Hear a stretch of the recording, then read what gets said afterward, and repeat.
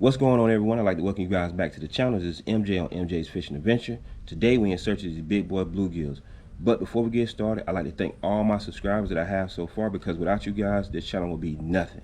But if you're new to the channel, all you need to do is hit that subscribe button. And when you hit that subscribe button, make sure you turn the notifications on all, so whenever I put out a new video, you'll be the first one to watch. Okay? So let's get right into it. So like I said, I'm in search of these big boy bluegills. The bait of choice today, red worms, and also I'm changing up the technique I'm going to be using. I'm going to use a eagle claw spring bobber, okay, with a micro series Shakespeare rod. Now the reason why I like to go with that micro series, because when I do catch these fish, it feel like I'm catching a big one. So it's always exciting when you see that rod bending and that drag running. So I'm going to be using that today. But like I say, it's hot. I came out here today in the afternoon. Right now it's 99 degrees. It feels like it's 104. But I come out here for you guys. Hopefully I can put a great show for you, and you guys stay tuned and we can get it done. All right, so first cast out here. As you can see, it's a little windy. So still a great day. Great day for fishing. Like I said, the only thing you gotta deal with is this heat. So hopefully we can lock in.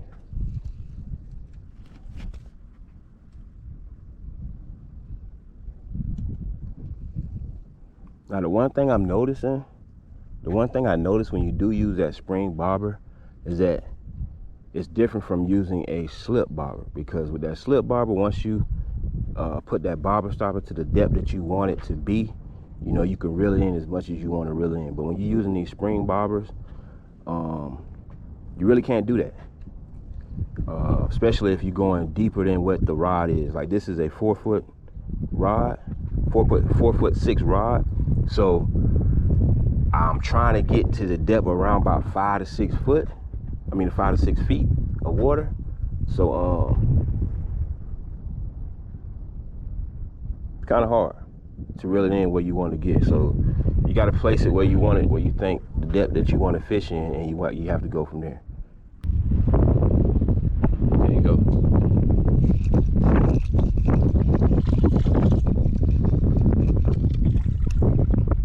Now the one thing you see as I'm reeling in, I can't reel it in as much because I have it set at that depth. So first fish of the day. Glad it didn't swallow the hook, but nice size bluegill.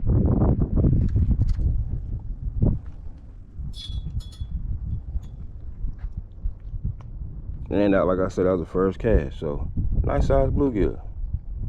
If I was taking home some groceries, he'd definitely be in the bucket. So we off to a good start.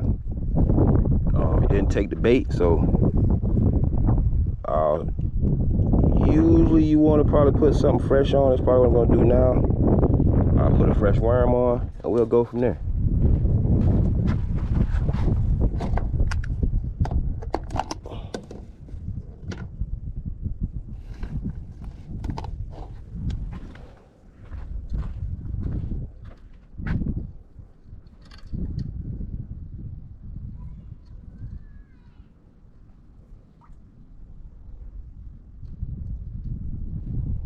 All right, so the depth that I'm at, it seems like it's pretty decent. It's pretty good. So we just caught our first fish.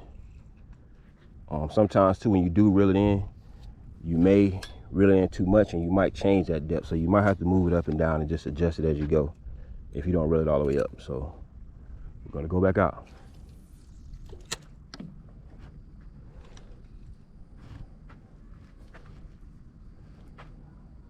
And like I said, when it comes to the bobber, the one thing, I hope you guys can see it out there, but when you're using that weight, those split shots, you want to make sure that you don't have too many split shots on there, too much weight. Because having too much weight, that bobber's going to go all the way down. So right now it's perfect. So the one thing I would do when I'm out there, or when I do come out, like I know for this setup that I'm using, the one size 4 split shot works perfect. But if I were to come out and I was just to test it, if I'm using a different type of bobber, like I would just drop it down in the water right by me and just to see if it floats. If it floats perfect, if it's sitting upright like it is right now, if you guys can see, sitting upright, then I know I'm good to go. So those are some of the things you want to look out for when you are out there and you're using these bobbers. Like I say, right now, I really don't know the depth in this water that I'm fishing in right now. I heard somebody say it was like 13 foot of water. Someone told me it was around about 8 or 9. So I really don't know the depth. Only way I can find out if I get a boater out here and he comes around this area, or talk to some of the locals that maybe have some of, you know, those boats have the they can tell me the depth of the water, then I can find out that way. Got another one. Ah, missed it. Took the bait. So those are ways you can find out to try to really get the depth where you're trying to fish at.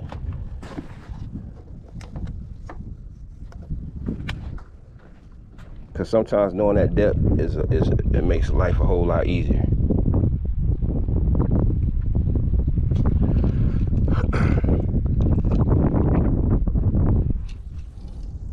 So we're gonna go back out.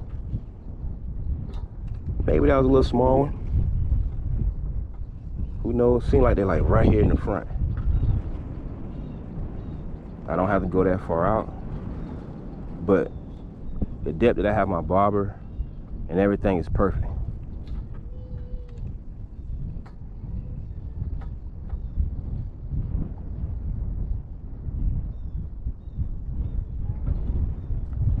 So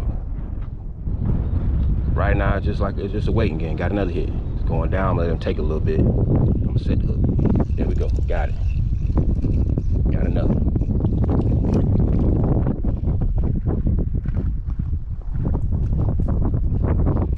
Got another.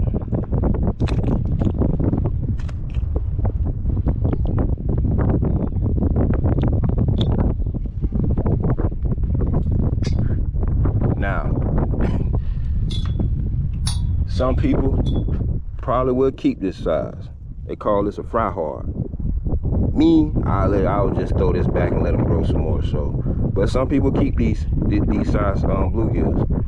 But like I said, today I'm just coming out here for fun. Just put on a show for you guys. I'm gonna send them back and let them grow.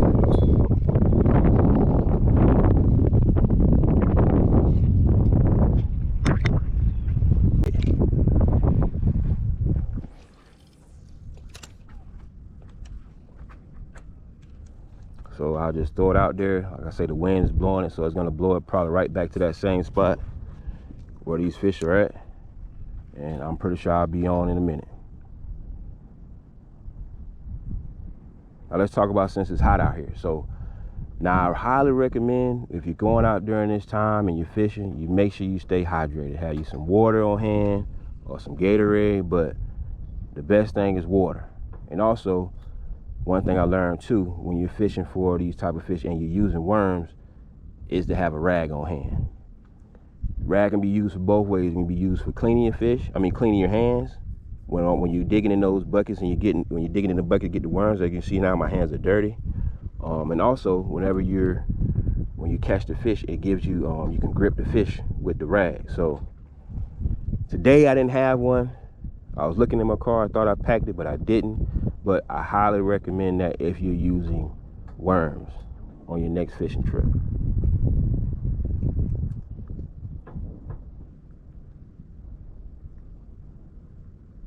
So I think this is probably my third cast out. The first two, fish on.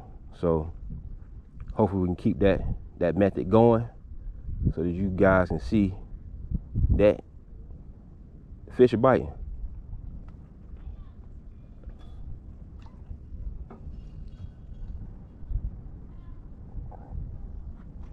Now normally in this spot, like how I have this ball, like how I have it out here now, like it wouldn't even last maybe 15 seconds and it's down. Now that could be the time that I'm coming out here fishing. That could have something to do with it because it's, it's really hot out here. Or it could just be, they're not down there like they usually be. Oh, got another one going down. Here it goes. Oh, he's just playing with it. So maybe like right then, it's a good teaching moment. Oh, he's still on there. So during that, when you see it like that, two things can happen. Either he's playing with it, or it could be a little baby one biting and just nibbling on the worm or whatnot. But you know, you want to make sure you always keep an eye on that bobber when it goes down, because you can wait and make sure it goes all the way down. Some people, as soon as they see it hit and that bobber go down a little bit, they're setting the hook. So that's one thing you just got to make sure you keep in mind. It's all about the technique, and whatever works for you, whatever your preference is, you go with it. As you can see today, folks, it was a hot one. I mean, I had a nice little breeze, but you can't beat that heat, man. I say it's 99 degrees, feel like it's 104 outside, but I was still able to go out and catch some fish.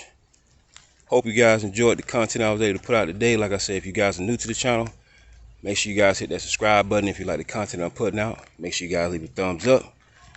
And I'll see you guys on the next one. Peace.